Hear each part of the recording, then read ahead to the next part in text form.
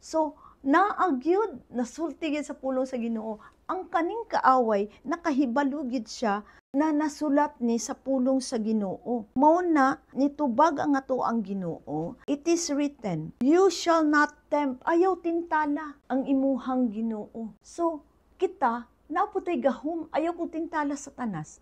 Pahawa diri sa ako, palayo sa ako. Kung kahibalo ka, nga dili maayo ang imuhang padulungan, naman tay mga senses igsuon na ma-feel nato na dili na siya iya sa Ginoo. Namura ba ka ginapaduol na hinuon ka sa tentasyon?